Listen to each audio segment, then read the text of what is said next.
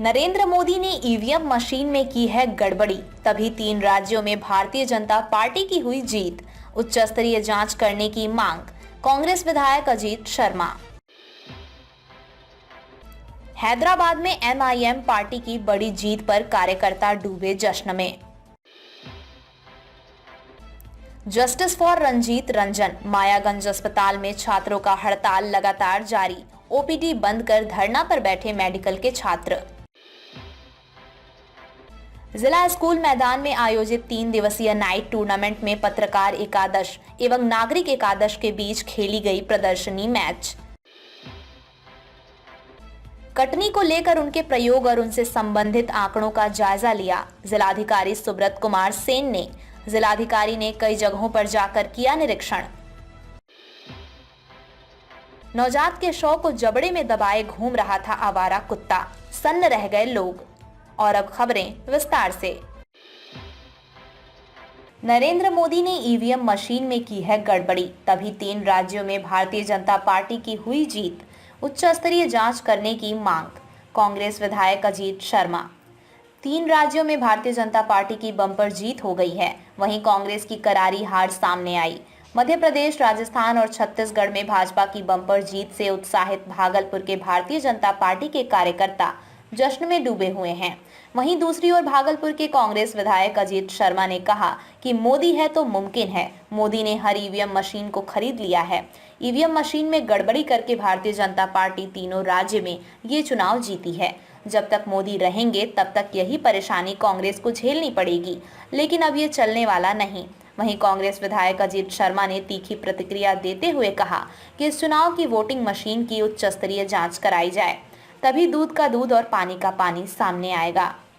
देखिए, ये हार कांग्रेस पार्टी और नहीं है, यह तो खेल है ईवीएम का। देखिए, जो जनता का जो माहौल था, जो जनता का मूड था, क्योंकि देश में जो 2014 से जो नरेंद्र मोदी जी जो प्रधानमंत्री हमारे आदरणीय वादा जो किया 2 करोड़ युवकों को प्रत्येक वर्ष रोजगार देने का, महंगाई रोकने की बात की, और आप क्या देख रहे हैं कि महंगाई आकाश छू रहा है, रोजगार नहीं मिल रहा है। लेकिन इस बार था कि कांग्रेस पार्टी जीतेगी और जनता का मूड वही है। ये हार जनता की नहीं है, ये हार कांग्रेस पार्टी की नहीं है। यह ईवीएम मशीन में कुछ ना कुछ गड़बड़ी आदरणीय मोदी जी ने किया है, जो आज ये हार कर देख हम लोग को मुंह देखना पड़ा। लेकिन यही लोग कहते हैं कि मोदी है तो सब मुमकिन है। तो ये अगर आप खेल करते रहिएगा, जनता बिल्कुल नाराज है, चाहे वो राजस्थान हो, मध्य प्रदेश हो, छत्तीसगढ़ हो। मैं आपको बता दूं, जनता बिल्कुल कांग्रेस के पक्ष में थी। और ये ईवीएम मशीन मुझे भी पता है, इसको जांच का विषय है। आदरणीय राहुल गांधी जी और खड़गे साहब जो हमारे अध्यक्ष हैं, वो इनको जांच कराना चाहिए। आखिर ये गड़बड़ी की हुई, जबकि जनता चाहती थी कांग्रेस पार्टी आए और स्टेट को भी तरक्की पे ले जाए और देश को भी एकजुट रखने का काम करे। आप जैसा जानते हैं कि अमेरिका जैसा देश, वहाँ बैलेट से चुनाव होती है, तो हिंदुस्तान में क्यों न बैलेट से चुनाव हो। सारी दुनिया के जितने भी देश हैं वो ईवीएम को हटा दिया है, वहाँ बैलेट से चुनाव कराए जाते हैं। जिस देश को आप ले लीजिए, तो हिंदुस्तान में भी हम लोग मांग करते हैं कि अब बैलेट से चुनाव होना चाहिए। क्या लगता है हार का कारण ईवीएम? निश्चित तौर पर, जैसा कि आपका स्ट्राइक रेट देख लीजिए कि जिस तरह से चाणक्य का जो एग्जिट पोल आता है, द वायर का आता है, उसका स्ट्राइक रेट 90% है। और उसके स्ट्राइक रेट को हम देखिए तो 4 स्टेट दिखा रहा था कांग्रेस को जीतते हुए, उसका विपरीत परिणाम आया है। तो निश्चित तौर पर इसमें कहीं ना कहीं जो माननीय विधायक जी ने कहा कि वो ईवीएम का खेल है और इसमें माहिर है नरेंद्र मोदी जी, इसमें कोई शक नहीं है। हैदराबाद में एमआईएम पार्टी की बड़ी जीत पर कार्यकर्ता डूबे जश्न में। हैदराबाद में एमआईएम की बड़ी जीत से उत्साहित भागलपुर के एमआईएम पार्टी के कार्यकर्ता जश्न में डूब गए हैं। एआईएमआईएम पार्टी के कार्यकर्ताओं ने एक दूसरे को मिठाई खिलाकर, अबीर गुलाल लगाकर, साथ ही पटाखे फोड़कर जश्न मनाया। एआईएमआईएम पार्टी के भागलपुर इकाई के कार्यकर्ताओं ने कहा कि हैदराबाद में पार्टी की बड़ी जीत ने साबित कर दिया है कि अब आवाम जाग रही है। हर जाति कौम के लोग अब हमारी पार्टी को बेहतर समझ पा रहे हैं। आने वाले 2024 लोकसभा चुनाव में भी हम बेहतर सीट लाएंगे। इस दौरान भागलपुर पार्टी कार्यालय में प्रदेश सचिव संजीव सुमन ने केक काटकर जीत का जश्न मनाया। साथ ही सभी कार्यकर्ताओं को मिठाई खिलाकर मुंह मीठा कराया। मौके पर प्रदेश सचिव संजीव सुमन के साथ जिला संयोजक हाजी शाहीन, जिला सह संयोजक जोहर शाहिद, अहमद मुशर्रफ, प्रवक्ता शम्स तबरेज रहमानी, नाथनगर विधानसभा अध्यक्ष गुलाम अशरफ, जगदीशपुर प्रखंड अध्यक्ष मोहम्मद राशिद, छात्र अध्यक्ष नवेद आरफी, जिला महासचिव युवा मोहम्मद शाहजहां, मीडिया प्रभारी सऊद अख्तर, मोहम्मद रिजवान, टीपू, मोहम्मद इजहार, मोहम्मद अताहुर रहमान आदि दर्जनों कार्यकर्ता मौजूद थे। जिला संयोजक हाजी शाहीन से बात करते हैं। 7 सीट आने पर आपको कैसी खुशी महसूस हो रही है? हम लोगों को ये अल्लाह का करम है कि 7 सीट पहले भी थी। हम लोगों ने इस बार 9 सीट पे लड़ा, लेकिन फिर 7 सीट भी हमको मिला। इसमें अल्लाह का ये लाख लाख करम है कि जो मेरे पास जो पूंजी था वो अपनी जगह पे मौजूद है। मेरी कारकर्दगी की वजह से लोगों ने दिलो जान से मेहनत किया और उस मुकाम पे हम लोगों को पहुंचाया। इसकी हम लोग बहुत दिली मुबारकबाद और दिल से हम लोग खुशी मना रहे हैं। बैरिस्टर असदुद्दीन ओवैसी द्वारा वहां पर 9 सीटों में दिया गया था, लेकिन वहां पे 7 सीट आए। कहाँ कमी हो गई जो हम 9 सीट पे नहीं आ पाए? देखिए 9 सीट में वो दो सीट के जो कमी आई है तो उसमें हम लोग TRS से कंसल्ट था। इनके माध्यम से थोड़ा सा जो है हम लोग पीछे रह गए। बाकी वो 7 सीट जो है तो उस पर हम लोग का एकदम कंफर्म था कि वो 7 सीट हम लोग का आना ही आना है। बाकी हम लोग आगे बढ़ करके कदम बढ़ा रहे थे कि शायद हम थोड़ा सा मेरा जो कारकर्दगी है उसके माध्यम तो लोग में आप चाहत बनी है, इसके वजह से वो मेरा सीट भी बढ़ जाए। लेकिन चलिए जिस मुकाम पे रखा हम लोग खुश हैं। जनाब अकबरुद्दीन ओवैसी लगातार 6ठी बार जीत हासिल की है, उस पर आप 2 वक्त बोल दें। ये अल्लाह का लाख लाख करम है, उनकी कुर्बानी है, उनकी मेहनत है, लोगों का फिक्र है और लोगों का उनके साथ दुआ है। इसलिए वो अल्लाह बार बार उनको कामयाब कर रहे हैं और इंशाअल्लाह जब तक जिंदा रहेंगे तो कामयाब होते रहेंगे। बहुत बहुत मुबारकबाद। अब हम बात करेंगे भागलपुर के प्रवक्ता जनाब शम्स तबरेज रहमानी से। आप तेलंगाना कॉन्स्टिट्यूशन असेंबली के बारे के 7 सीट आया है उस पर कुछ बोले। फानूस बन के जिसकी हिफाजत हवा करे, वो चराग क्या बुझे जिसे रोशन खुदा करे। ये एक तारीखी कदम है कि हमारे कदम आगे तो बढ़े लेकिन डगमगाए नहीं। हम मजबूत कदम के साथ अपनी दावेदारी पर और ये तमाम जो मेहनतें हुई हैं ये हमारे कारकुनों की, कार्यकर्ताओं की जीत है कि उनकी अनथक कोशिश, लगन, तवज्जो और एमआईएम नज़रिया से मोहब्बत की बुनियाद पे 7 सीट जो हमारी झोली में थी, जो हमारे दरबार में थी, वो अल्लाह ताला ने वो भरम कायम रखी है। और हमें इस बात का दुख नहीं है बल्कि खुशी की बात है कि हमने 2 कदम और आगे आजमाने की कोशिश की है। मसलहत खुदाबंदी की बुनियाद पे हमारे मुकद्दर में नहीं आई है, लेकिन ये कि नतीजा ये सबत रहा और ये बात पूरी तरह सच साबित हुई कि हम ये 7 सीट पर हमने आवाम के दरमियान मोहब्बत पाई है, आवाम के दरमियान हमने काम की बुनियाद पे जगह बनाई है और इसी तरह का हम काम करते रहेंगे। एक वो वक्त आएगा कि 7, 14 और 7 की 21 सीट हम अपने झोली में डाल सकते हैं। हम इसके लिए बैरिस्टर असदुद्दीन ओवैसी साहब का शुक्रिया अदा करते हैं, हमारे अकबरुद्दीन ओवैसी साहब का शुक्रिया अदा करते हैं कि उन दोनों हजरात ने, उन दोनों बुजुर्गों ने जो एमआईएम के तहीं और जो उनके विधायकों ने जो मेहनत की है, उनकी मेहनत रंग लाई है। इस जीत की खुशी की मुबारकबाद हम सभी को देते हुए तेलंगाना में बहुत अच्छी जीत हो तो गई है, आप लोग को बहुत बहुत मुबारकबाद। आने वाले 25 में बिहार के लिए आप लोग क्या काम कर रहे हैं एआईएम की तरफ से? यही तो हमारी लाइफ स्किल है। ये मिसाल जस्टिस फॉर रंजीत रंजन। मायागंज अस्पताल में छात्रों का हड़ताल लगातार जारी। ओपीडी बंद कर धरना पर बैठे मेडिकल के छात्र। Bhagalpur Jawaharlal Nehru medical college first year के एक छात्र ने गले में फंदा लगाकर अपनी जीवन लीला समाप्त कर ली थी।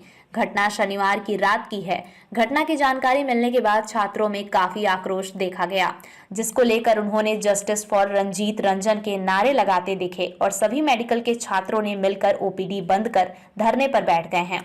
उन लोगों की मांगे हैं कि जो फर्स्ट ईयर का छात्र रंजीत रंजन था, वो कॉलेज के रवैये से काफी प्रताड़ित हुआ था।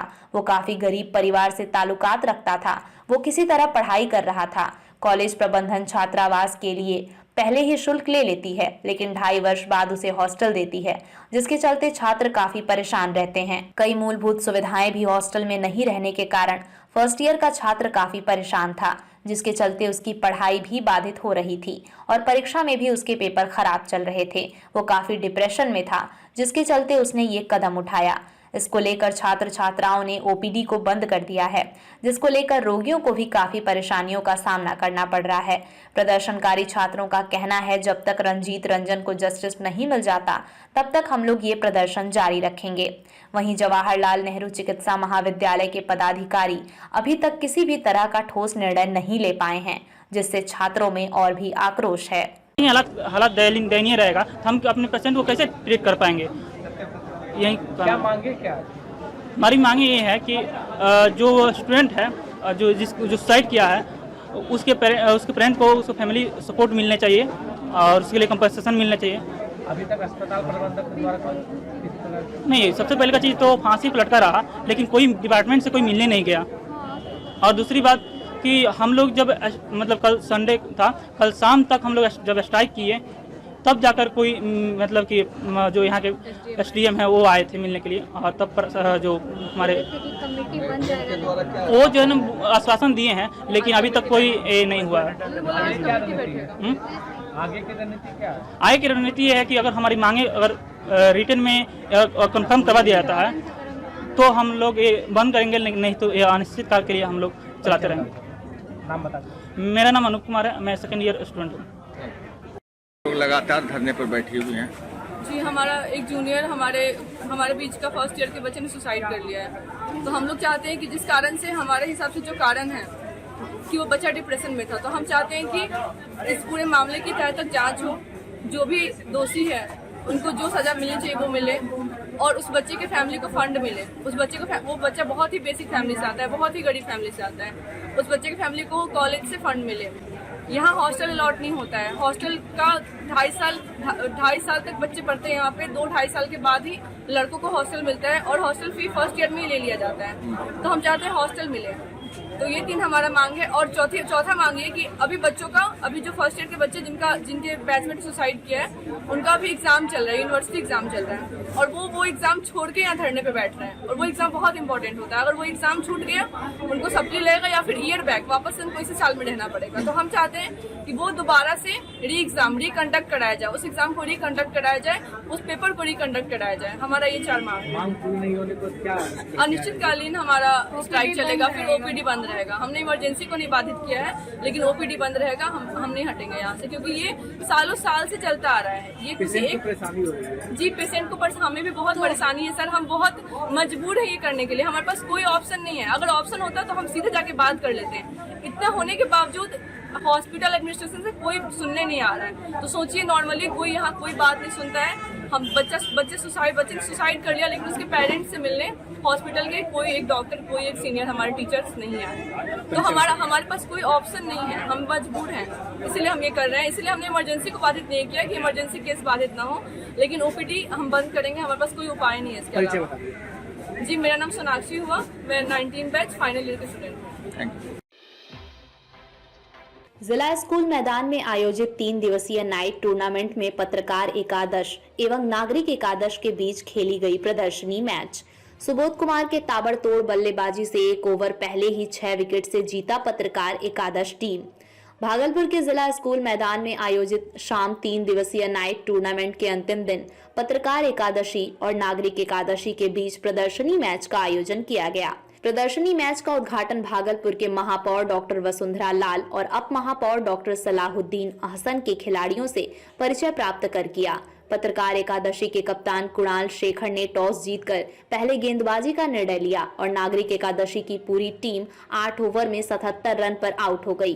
कुणाल शेखर ने धारदार गेंदबाजी करते हुए 5 विकेट चटकाए। 78 रनों के लक्ष्य का पीछा करने उतरी पत्रकार एकादश की टीम सुबोध कुमार के ताबड़तोड़ बल्लेबाजी से 1 ओवर पहले 6 विकेट से जीत गई। कुणाल शेखर को 19 रन बनाने और 5 विकेट चटकाने का उम्दा प्रदर्शन करने के लिए मैन ऑफ द मैच के पुरस्कार से नवाजा गया। इस दौरान महापौर और उप महापौर ने समाज सेवी युवा पार्षद शांडिल्य नंदीकेश के पहल की जोरदार सराहना करते हुए कहा कि ऐसे आयोजनों से युवा समाज की मुख्य धारा से जुड़ने और उनका सर्वांगीण विकास होता है। वहीं विजेता टीम के कप्तान कुणाल शेखर ने भी युवा कप के आयोजन को लेकर आयोजक शांडिल्य नंदीकेश और उसकी पूरी टीम को बधाई दी। और देश का नाम रोशन करते हैं, तो मैं मीडिया कर्मी से कहना चाहूँगा कि आप खेल के भावना से खेलना है और इस नौजवान सबको आप विशेष ध्यान देंगे ताकि आपका भी इस समाज में एक बहुत बड़ा रोल, जिसे लोग आपको संत कहते हैं, हम समझते हैं कि इस फर्क को निभाते हुए आप इस खेल की भावना को आप आगे बढ़ाएंगे और इन नौजवानों को आगे बढ़ाने में आपका भी रोल अहम होगा। और इस खेल के मैदान में ज्यादा मैं नहीं बोलता हूँ, इसलिए कि लोग खेलने आए, भाषण सुनने नहीं आए और हम लोगों की तो पुरानी आदत है कि एक गिलास लेने के लिए 50 मिनट, तो अगर उतना समय देंगे तो शायद आप बोर हो जाएंगे। मैं पुनः दोनों टीम को मौका देता हूँ कि आप खेलें और खेल को अपने नीचे तबके के जो नौजवान हमारे देश के भविष्य है उनकी तरफ ले जाए और इस भागलपुर और बिहार और हमारे भारत को आगे बढ़ाने में आप अहम रोल अदा करें। जय हिंद, जय भारत। हम चाहेंगे और उसकी पूरी टीम और मीडिया कर्मी, जैसा कि मेयर साहब ने कहा, खेल एक ऐसी चीज है जो खेल के सिवा सारी दुनिया की दौलत हो और आपका सेहत न हो तो बेकार। तो आप खेल को बनाने के लिए खेल के मैदान में जरूर आए और मैं नंदकेश को विशेष मुबारकबाद दे रहा हूँ कि इन्होंने जो इस खेल का आयोजन किया, ये जरूर गलत रास्तों से हटा कर नए रास्ता नहीं बल्कि उस रास्ते पर जिसे लोग चल करके तरक्की करते हैं।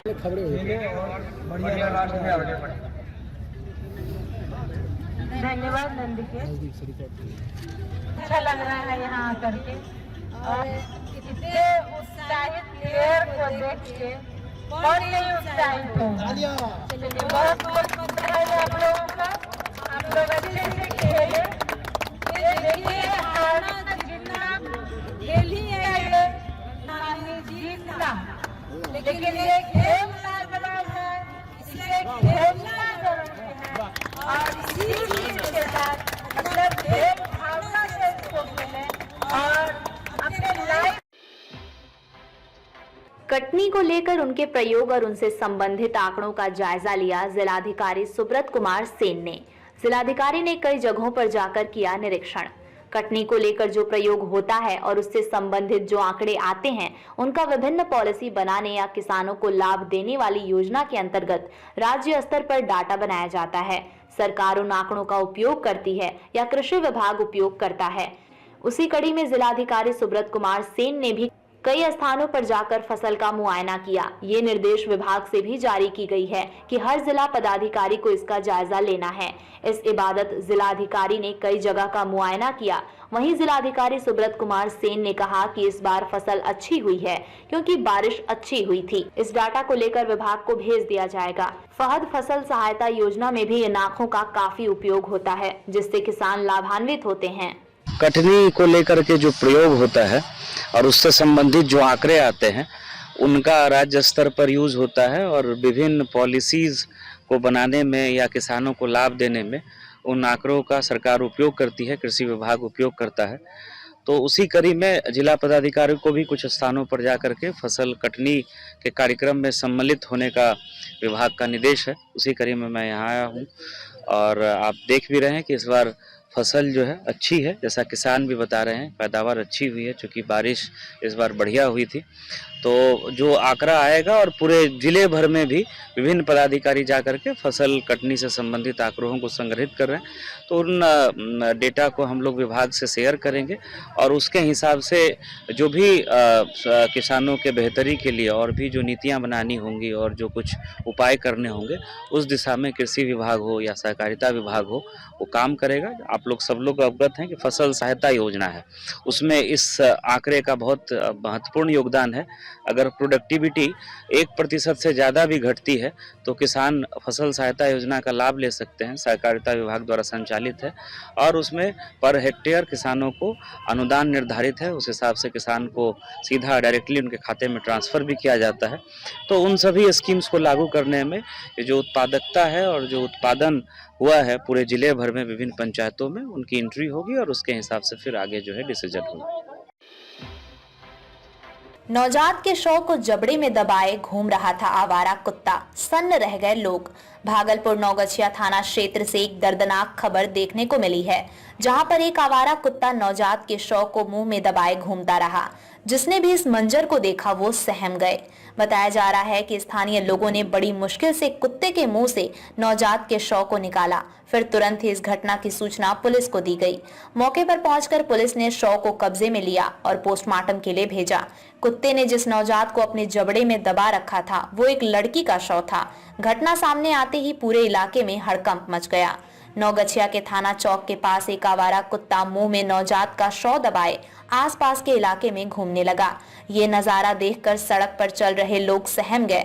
किसी तरह से कुत्ते के मुंह से नवजात के शव को छुड़वाया। जानकारी के मुताबिक एक आवारा कुत्ता नवजात के शव को मुंह में दबाकर इधर उधर घूम रहा था। बड़ी मुश्किल से शव को कुत्ते के मुंह से निकाला और पुलिस को मामले की जानकारी दी। घटना की सूचना मिलते ही नौगछिया थाना पुलिस की टीम मौके पर पहुंची। पुलिस ने पंचनामा बनाकर शव को अस्पताल पहुंचाया।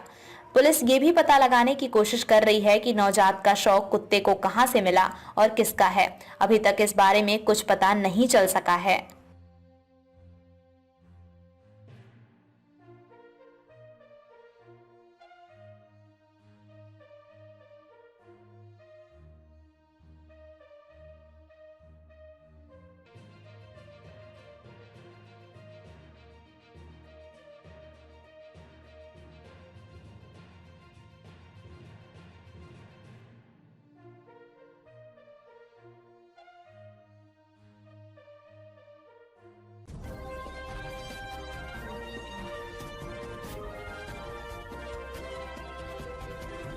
आप देख रहे हैं लोकल टीवी न्यूज 24/7, सब पर नजर, सबकी खबर।